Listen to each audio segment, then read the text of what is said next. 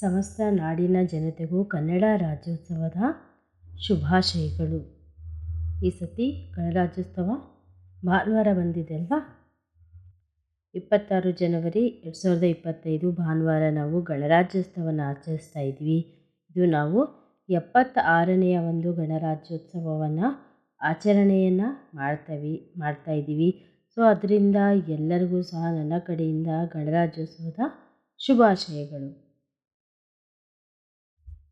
ಯಾವ ರೀತಿಯಾಗಿ ನೀವು ಒಂದು ಭಾಷಣವನ್ನು ಮಾಡ್ಬೋದು ಅಂದರೆ, ಮೊದಲನೇದಾಗಿ ಎಲ್ಲರಿಗೂ ನಮಸ್ಕಾರ, ಎಲ್ಲರಿಗೂ ಬೆಳಗಿನ ಶುಭೋದಯಗಳು.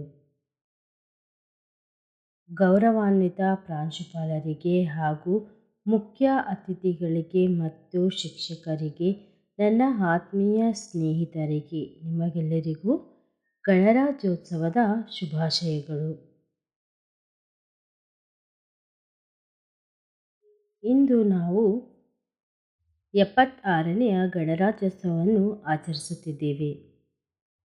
ಈ ದಿನವನ್ನು ಭಾರತದಲ್ಲಿ ರಾಷ್ಟ್ರೀಯ ಹಬ್ಬವಾಗಿ ಆಚರಿಸುತ್ತೇವೆ.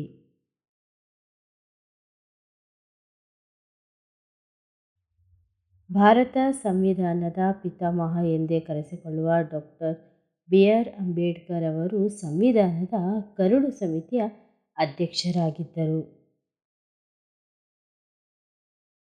ನಮ್ಮ ಭಾರತ ಸಂವಿಧಾನವು ಜನವರಿ 26, 1950ರಂದು ಜಾರಿಗೆ ಬಂದಿತು. ಆದ್ದರಿಂದ ಭಾರತವನ್ನು ಪ್ರಜಾಪ್ರಭುತ್ವದ ಸಾರ್ವಭೌಮ ಮತ್ತು ಗಣರಾಜ್ಯ ಎಂದು ಘೋಷಿಸಿದ ದಿನವಾಗಿದೆ.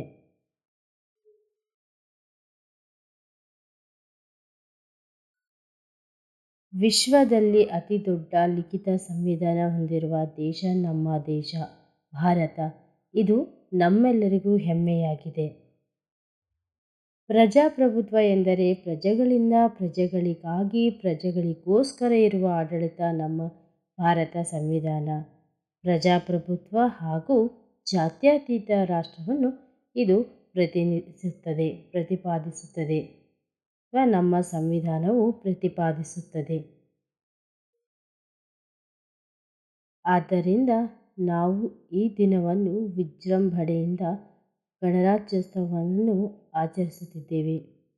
ಎಲ್ಲರಿಗೂ ಮತ್ತೊಮ್ಮೆ ಗಣರಾಜ್ಯೋತ್ಸವದ ಶುಭಾಶಯಗಳನ್ನು ಹೇಳುತ್ತಾ ನನ್ನ ಈ ಎರಡು ಮಾತುಗಳನ್ನು ಮುಗಿಸುತ್ತಿದ್ದೇನೆ. ಧನ್ಯವಾದಗಳು.